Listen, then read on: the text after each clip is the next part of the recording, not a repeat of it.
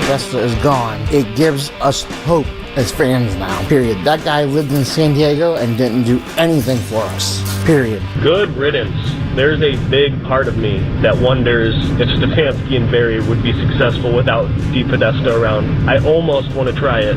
All I can say is thank the Lord for this Podesta thing so that you two don't have to sit there and just banter back and forth about Gabriel and Shador situation. Thank the Lord. Is that ending? I kind of think we still have to do that. I think he's saying, Robert in North, is that Robert in North Ridgeville on the fan hotline? The coming in hotline. You can use that. I think he's saying it gets you away from the Dylan Gabriel and Shador Sanders conversation. I don't know. Seeing how the way Geno Smith played last night, we might be having a weird conversation coming up here about November 23rd. More chickens could be coming home to roost. But hey, you can get in on that. Use the coming in hotline. It's right next to the Listen Live button. Favorite the station in the free Odyssey app. Use it. Keep it within 30 seconds. If it's way over, Owen's just not going to use it. It ain't going to happen. So get it within 30 seconds. It's fantastic. 92.3 The Fan on the free Odyssey app. So I am excited, and I am having a hard time keeping these alligators down. But you haven't really told me why you're excited because that's why I'm so interested. You danced around it for a whole segment. I didn't dance around it. You did not really say what you're excited about. I did not dance around it. I did not dance around anything. I wanted you to talk me in to being pragmatic about this and not being overzealous. I wanted you to talk me into being a thinker instead of a feeler, because for so long I've been a feeler, and for so long I felt really bad about the direction of where this football team is headed, and I wanted to be a thinker. So I go, you know what? You need to be a person who looks at this and says, you need to think more like Tone, not more like yourself, and meld them together. See, because this has been the issue. I am a feeling guy. This show is a microcosm of the Cleveland Browns over the last decade. I would feel if we were going to go back and forth with each other, I would think people would feel I'm more John Dorsey, more Feely, more get in the locker room, see the way the guys interact, feel how the way the guys interact, and move on from there. You're an analytic person. You're a debater. You're not just a sports fan, and I do commend you for it. That's right. But see, what makes this work is that we meld together. We don't go from one side or the other. So I decided to change today. I decided before I go off, and I'm sure I'll get to it. I'm sure some people will get me excited. But before I go off and get really crazy, I wanted to hear from you. I wanted to hear the pitfalls of me being so excited and then my own words being used against me later on in my life.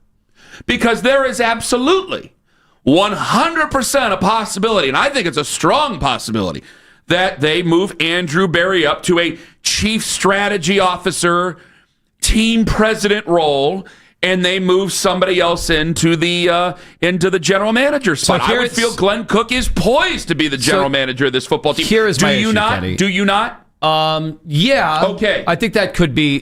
There's two roads here. The two roads are kind of the one that you are mapping out, which I think is the dangerous one, which is we are going to continue with this stability. Yeah. We are going to promote Andrew Berry. He will still have his eyes, his ears on every single decision that's being made here in Berea.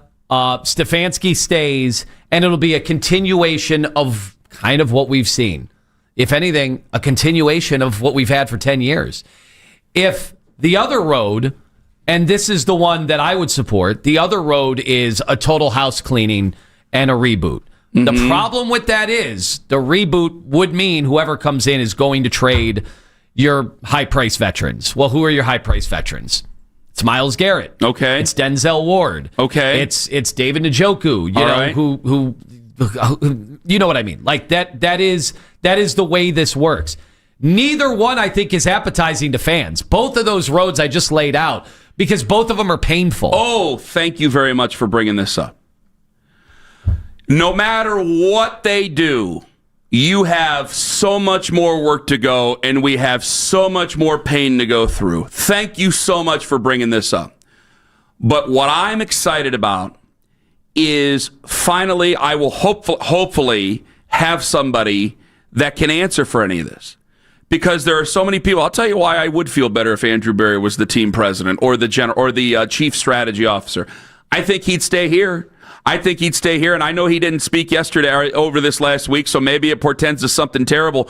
But I think that this is a guy who's had to stand in there and answer for some terrible decisions here over this last 6 years. He's had to stand in there and answer for some of the bad drafts and for some of the bad draft picks and some of the off-field incidents and for a lot of the other things that I just haven't heard from the other guy. You see, what bothers me so much is that people are saying, well, you just got rid of the silent ones. You always got to worry about the silent. Somebody wrote in on the messenger during the break, all you did was get rid of the silent one. You don't have anything to celebrate. The silent ones are the ones you got to worry about. That's the ones you got to worry about. And for a long time, I've been worried because I don't know what influence he has. As I've said before, a Rasputin type figure, I don't know what you do.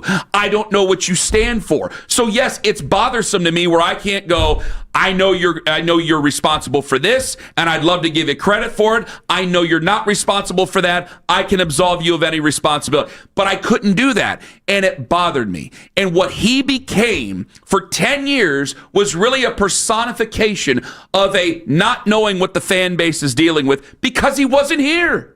Everybody else was here, and it felt like this man had all this power, and he wasn't here. You asked if we could go through the system and find anywhere where he had spoken on the station. And I'm sure there's somewhere in there, but it might have happened once, maybe. I'll tell you a story. They were looking for it. I was over at the TV station yesterday. I'm over at 8. They're looking for B-roll. They can't find the guy. They come up to me. They go, hey, do you know any of the games that he was at? They're scrubbing through the B-roll and pregame, and they're finding guys. Oh, nope, that's not him. That's somebody else. Nope, that's not him. That's another guy in a suit. They're trying to find. He ain't here. He ain't here. This team has been to the playoffs 2 times. Congratulations, twice, because before it was really, really bad. Now it's just some sort of bad, but guess what? It's getting ready to be really, really bad again. So he's jumping off the boat right as it's about to get really, really bad. So you know what? Yeah, I'm going to take the victory, and I'm going to be excited for it, because I do think that at least we're getting some clarification, and if you install Andrew in there, then I could look back at previous decisions that I think you're responsible for, and I'm not sure altogether, but at least in 2 years, if they were to install Andrew as the team president, I would look at it and go, you did this, this, and this, because I would have more information. You did this, this, and that, and I don't like it, or you didn't do this, and now we can move forward with that. There's so many more things. I can't say that. I'm not going to say what Glenn did, free at last, and how we're on to these great things.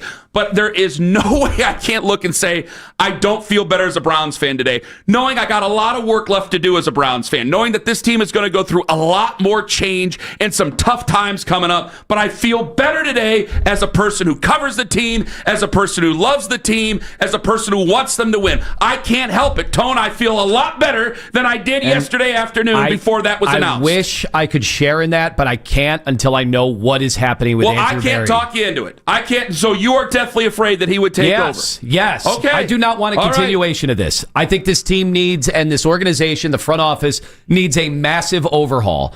And that is where my disagreement would be with anybody that would be okay with Andrew Berry getting promoted and hanging around and continuing to play this out longer than the 6 years that he's already done it. I wish I had clarification on that. I don't. They won't talk. Nobody will talk. Certainly Jimmy's not going to do that now. I maybe at the end of the year it happens, certainly. And then you'll get a celebration from me. But either way, I told you both roads are going to be tough ones. They are going to be arduous roads. I credit you. I think I've grown in some way. I think I would start screaming at you and trying to bring you on my side. But I think you're only trying to warn everybody about what's could possibly be to come, and that maybe this is something that you only celebrate a little bit. But maybe while I don't celebrate, I still feel good. I still feel better than I did the other day, because at least I feel I'm going to be able to hold somebody responsible, some sort of responsibility for whatever this has turned into over these last years, where you had to look at it and then it all went straight to hell. Because only a lot of these things I've had theory, and some of these things I think I've been proven true on, but you bring in Paul, you bring in the thought partners, things don't go well, you go the pendulum, the total other side with John, and then I felt this entire time, like, why did you really let Baker go out there? Why did you really let that season go to hell? Why did you sow the seeds of discontent? Is it because you didn't want to draft the guy, and because John decided to take over and draft the guy? Is that it?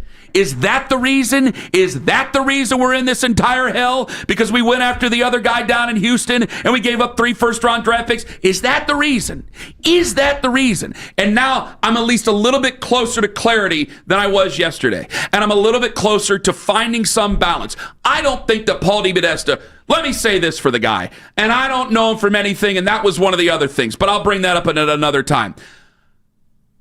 I don't think that Paul DePodesta went out there and ruined this team on purpose. Far from it. I think he did try. The guy's got an ego. If he was upset that Jonah Hill was playing him in a movie, the guy's definitely got an ego and wants to be successful. So I don't think that he went out and ruined the football team on purpose. I think he did try to make this team a winner. I think he did absolutely go, well, we're going to have to go to the top of the draft. You know how this is going to work, but it's going to pay off a little bit later on. I don't think he cared for Baker Mayfield, and I think he wanted to make a change to a quarterback that he thought was really good, but I can't necessarily prove all that. It's my theory. But I will tell you this. I think that he did try to do well, but I don't think he was doing well enough, and I think this guy is jumping off the boat, and why I'm not yelling at you today, why I'm not cussing you out, and why I'm not saying terrible things about you is because I think you're going to be right. I think he's jumping off the boat right before the waters get real bad. I am nervous about what's going to happen in the next 6 months. I'm very nervous about what's going to happen in the next 8 months after the next draft. I'm nervous about that. I am, because I know that I'm going to have to roll up my sleeves, and you and I are going to have some very difficult conversations here over this next time. We are just going into the storm. They're 5-20 in the last 2 years, and we are just getting into the storm. Think about how bad that is. But at least I have a way out of the storm, it feels like right now. I know you disagree. 216-474-0092. Are the Browns in a better spot than they were yesterday? I still say yes, because I have some clarification, because I think I see a path forward, finally, for the first time in 2 years. 216-474-0092. Ken Carman, Tone Master General, Fat and Thin in the Morning on the Fan. Hey, it's Anthony Lima.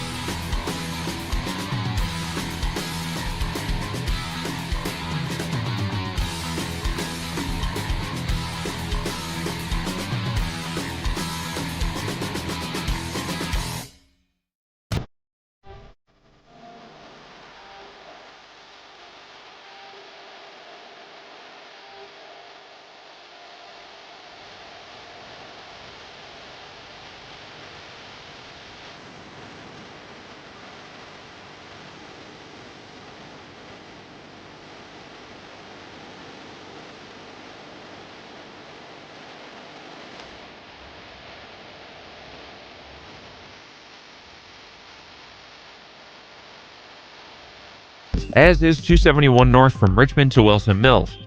This is Joe Checkeye for 92.3 The Fan. In your weeknight with the best segments of the day. The Fan Rewind, weeknights at 11.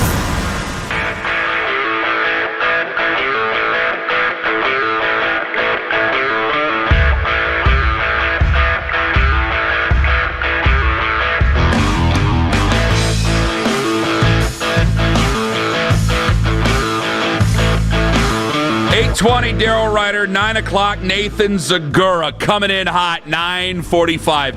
Please, I beg you, keep your comments within the boundaries of good taste.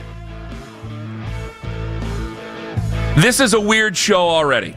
It's very weird. Yeah, I'm being accused of being a giant buzzkill. Yeah, well, I read one to you, and then I was like, you know what? I can't. I don't want to do that to you because it's fine. No, listen. I understand that. When this news came down yesterday, I had a friend that was in from Florida. I went to have coffee with, and he was expecting this big bear hug, and I'm like, hold on. Like he barged through at one of the coffee places, and I'm staring at my phone, and I'm like, very interesting. Then I started getting texts. Very interesting. You hug friends? You hug old friends? He wanted a bear. This was one of my old Tremont buddies. Never hugged me. This was one of my single out and about party.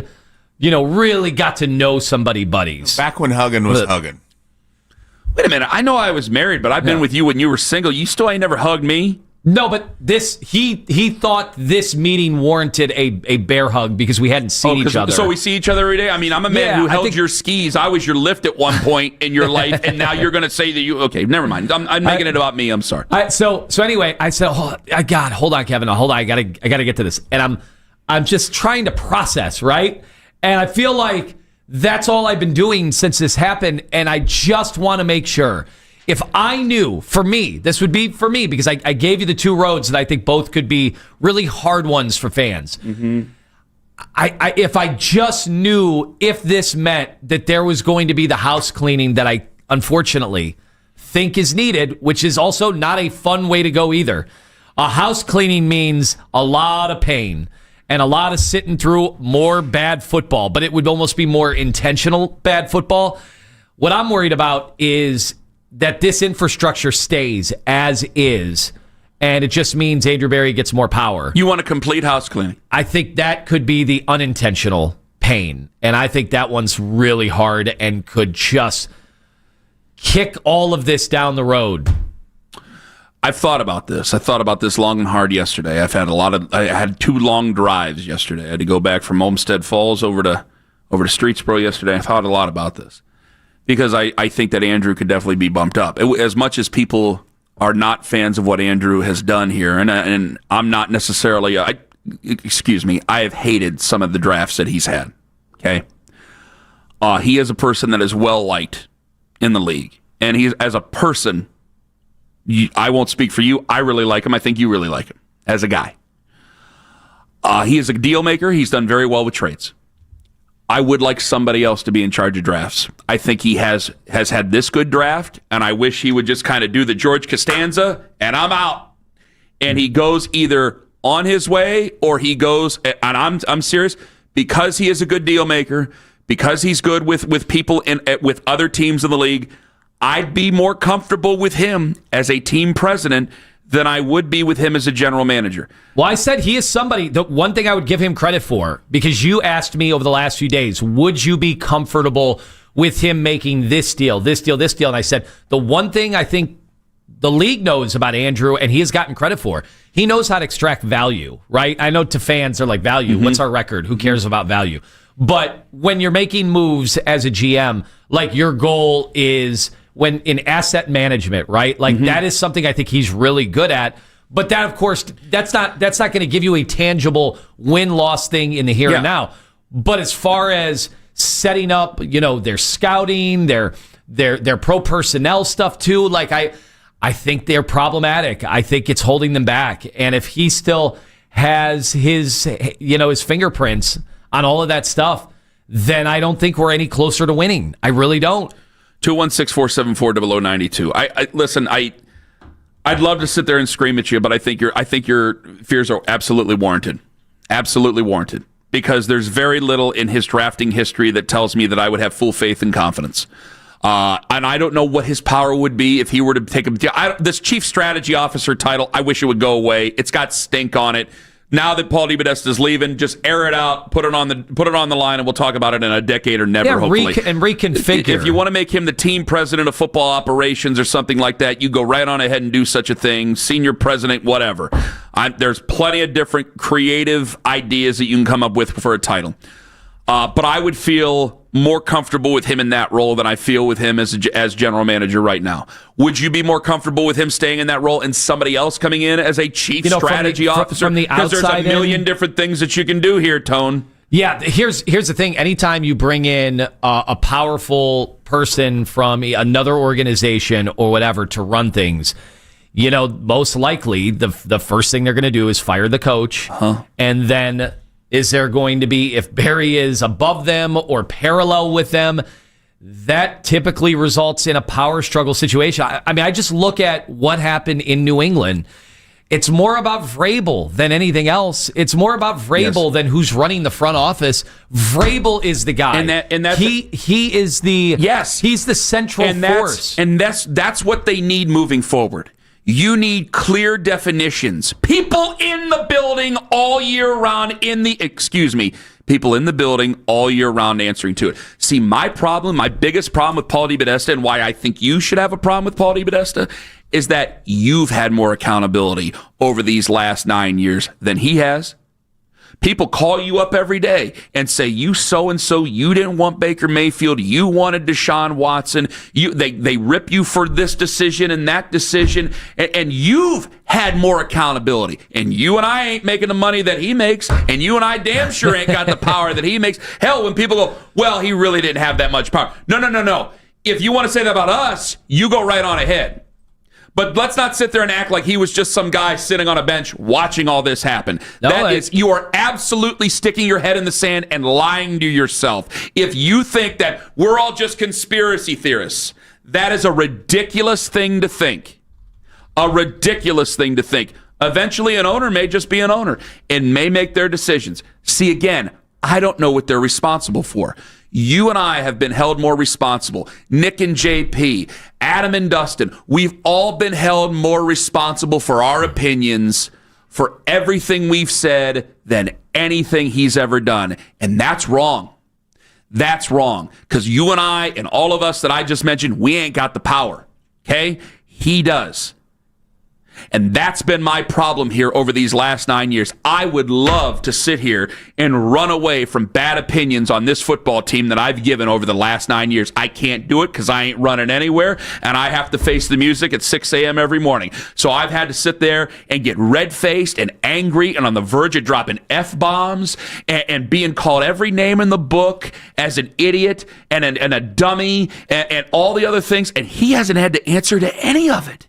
Any of it. Andrew has had to sit out here in front of the media. Now, he didn't do it this time, and I'm very critical of him for not doing that. But he's had to be called different words and deal with all of that. Kevin Stefanski has people raining boos on him and yelling at him as he walks through the tunnel. And Paul DePodesta answers for zero. That's been my problem.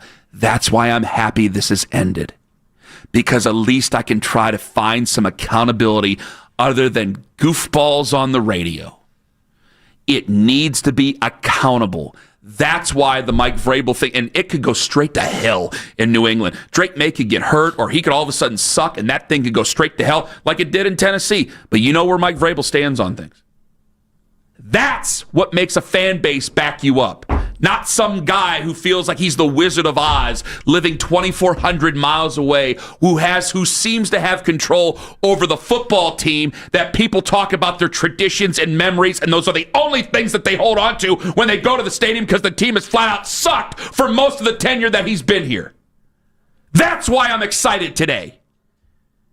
And I know we got a lot of work to go, but damn it, at least I'm going to be able to hold them accountable. All right, you guys next. Ken Carman, Anthony Lima, Daryl Ryder, 820 on the Fan. Friends, Ken Carman here for KC Roofing. KC.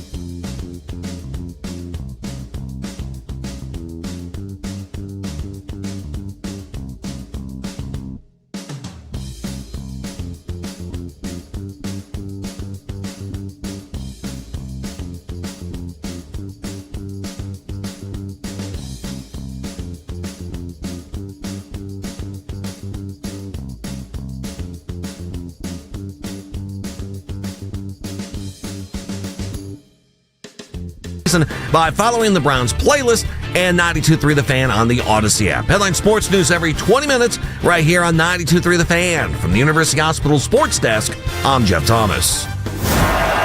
All the Browns and NFL news you may have missed at work. The Afternoon Drive. Weekdays starting at 2. 92.3 The Fan.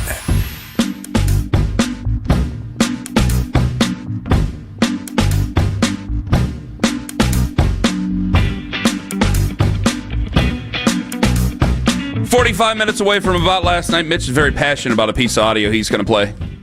Somebody, he called it, can I say the word? Called an idiot. Said he sounded like an idiot. And I think I might agree with Mitch. Who's the person he's calling dumb? What did that person say? Find out at 7:45. A lot of reaction, a lot of strong reaction right now to Paul DePodesta on his way to the Colorado Rockies. A lot of people feel that it's just a breath of fresh air now for the organization, for them as Browns fans. Lima, you are 100% right.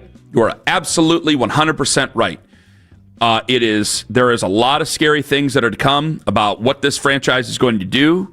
What's going to happen with this franchise? Andrew Berry, his role with this team.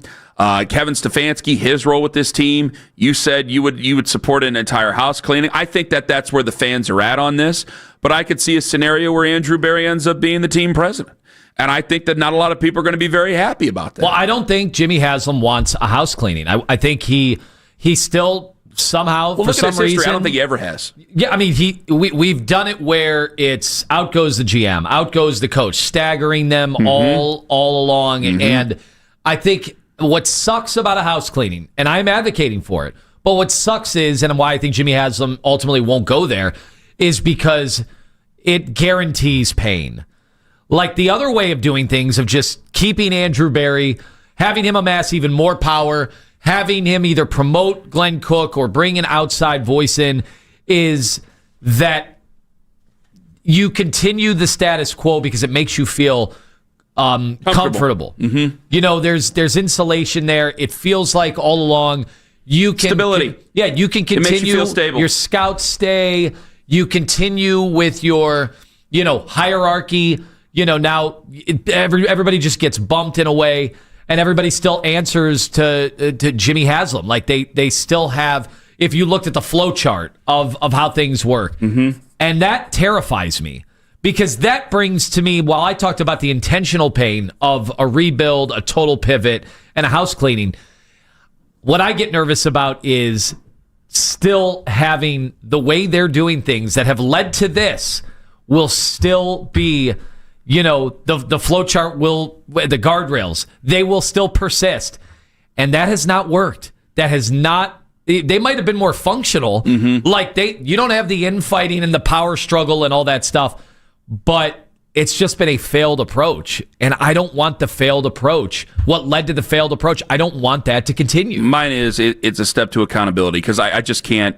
I'm not going to deny it. And I know that, we have Teams meetings and we have Zoom and all that other stuff. I just, we had a boss here once, is like, even before COVID, it's like, can I do the show from so-and-so? I got to do this thing you got to feel it. You got to be with the fans.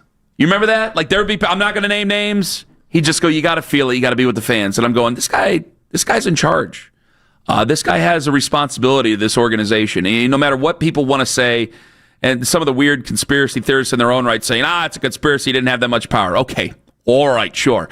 To him to have that much power over daily measures or not daily things, but the direction that this franchise goes and where they want to go with how they put a roster together, the complete lack of really knowing how players are was appalling to me. And it did. I hate to be the baseball guy. I hated that. I didn't like that. That's why I don't like to sit there and go, I went to Harvard. I'm like, I'm not going to go after guys because they're well educated. It's not going to happen. I mean, if they have common sense. I mean, Ross Tucker has some common sense. He seems to get along with people. Didn't he go to a big school? Didn't he go to Princeton or something like that? Yeah, he went there. That's a pretty nice school. Ivy League. So just because they went to the Ivy League doesn't matter. What does matter is that you're here. I want you to hear the boos. I want you to hear the way that people are yelling. The dogged, half-assed, here we go Brownies chant. up the West Third stadium overpass. takeovers. Exactly. That's what I wanted him to see, and I felt he just always absolved himself of any responsibility over things that, hey, man, you've installed these people. These are the decisions you're making. You should be held responsible for it. So the reason I feel better today is because I at least have some accountability within this organization. And they might hire people, and that might just go right away again. But damn it, as of today, I just feel like there's some accountability for it. The one question at the Bay Village Men's Club last night that I got asked the most is, was this a firing? And look, I didn't think so. We don't know this. We don't know. I am not led to believe that this is a firing. I didn't think so. That, this is a new challenge. Anytime somebody like Paul DePodesta, who's got his reputation, and he's had teams try to come poach him. He's had businesses try to come poach him. I know that for a fact, right? So the people believe that he has value to give to corporations one way or another, and certainly sports, these are corporations. Mm-hmm. So I do not think he was forced out. I just think this had run its course. It had been over a decade. And I still, from everything I have been told, is that Jimmy didn't want to lose him. Jimmy did not necessarily want to lose him. Everything comes to a conclusion, right? Everything ends eventually. And he wanted a new challenge, and he's getting a huge challenge, where he's going and in that climate. I mean, you think about some of the things I've said when I've been mad. I feel Jimmy I feel Jimmy probably feels the same way I do after a lot of games.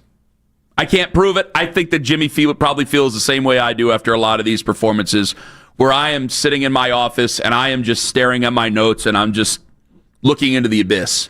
And I think that when they've gone to the playoffs, I think that Jimmy's felt the highest of highs. And I think that he has a guy in Paul DePodesta that he's comfortable with going, okay, I can't get too excited because this guy's here. Mm. And I feel the same way. This is why I started off the show like this. I could have went crazy and said Super Bowl, and I kind of got nuts the last segment about what I felt about Paul DePodesta. But I could have used this as a celebration. I could have been having balloons on here. And Kenny, but there's other people that are in charge here that people do not trust. I needed you. I should have probably led with this because what you just said crystallized it. I would have brought the balloons and the cake and the cookie pie. I would have brought all that in if yesterday it was Jimmy Haslam has removed Paul DePodesta. And I don't have that inclination. I don't have that cemented. If that were the case, I would have brought the party. Well, you still got 8 games to go after Sunday, so there's a lot of things that can go badly and a lot of different changes that could happen. Because if he's leaving, the owner's going to start to listen to some of this crowd. And I don't know what's going to happen with the Jets on Sunday. I think you should win the game on Sunday. I know that people really don't care. But I think you should win the game on Sunday. I think they'll really care if they lose, but I think you should win the game on Sunday. I think the game with Baltimore is going to come back down to it because there's no parachute there. And you got Baltimore in there, and then you got Pittsburgh coming to town. You got Buffalo coming to town. These are 2 close fan bases. It could get real emotional real quick. Let me get to Gabe in Macedonia. You're first up on the Fan. Hello, Gabe. It's Dave. Come on, Kenny. Dave, it's written Gabe. I can't help it.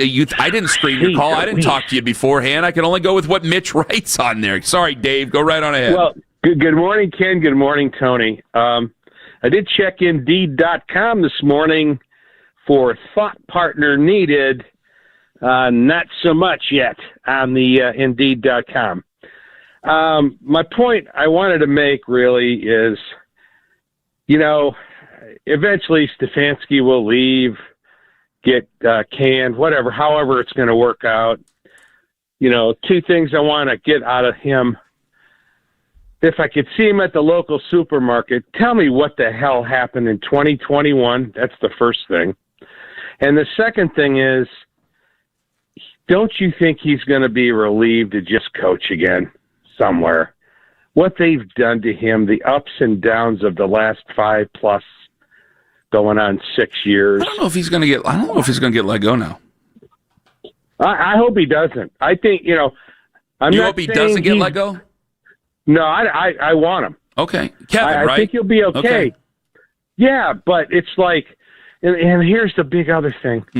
What football guy is going to come and work for Haslam after what he did to Dorsey? Plenty. I mean, if he's got money and if he's actually going to give him power, plenty. Yeah, that's the big question, though. Will he give him power? Do you consider, Dave? Let me ask you this: do you consider yourself? Put you in their shoes. Do you consider yourself a football guy? You're a football fan. Absolutely. Okay, if he paid you $5 million a year, would you do it? Yeah. In my position right now, absolutely. Yeah, I think everybody would. I think everybody would. If I was amongst in the league and possibly had other opportunities like most of these fellas do, probably not. We saw it materialize, and in all reality, he had almost 8 or 9 years prior to the Dorsey and the quote unquote alignment that he wanted. So, I'll tell you this. I'll say this, Dave. And Dave, I got to run because I want to fit one more in here. Thank you very much for the call. As far as the job attraction to it, I don't know if today's really the time, but I'll speak about this. We'll see where they're at in the draft. We'll see where they're at with some of the draft capital that they can still amass, which would mean some more tough decisions. If you were to guarantee power by any means and you were to guarantee money, yeah, there are definitely places in this league, and Lima and I know for a fact that there have been people who have been told to not go to certain places. I'm not even talking about Cleveland. Like, that's a bad structure for you. You don't want to do that, and they have backed out of certain positions. I'm not going to name names, but I know that happens. But there will always be guys. Problem is, you want to find the best guys, and you want to find guys who actually know what they're doing. And there's been times where we haven't found the best guys. I mean, Joe Banner was a disaster. And Joe Banner was a marriage put together by the NFL. Oh, yeah. And now all he does is sit there on Twitter and act like he was not responsible for any of that. And why do people get mad at Joe Banner? Because he absolves himself out of any responsible for all the crap that he was responsible for when he was here. That's what bothers everybody. Phil Savage will at least get on there and go, hey, we made some bad decisions. Phil Savage will at least do it. 216-474-0092. All right. I want to get to you guys when we come back. All right. Went a little long there. I want to get to you guys on this. Also got to update you, I-90 East at Hilliard's a mess again. You called it. We're back in business. Daryl Ryder coming up at 8:20, and if you had to keep one of them, which one do you make the decision to keep? Ken Carman, Anthony Lima, live on The Fan. Before you consider calling any other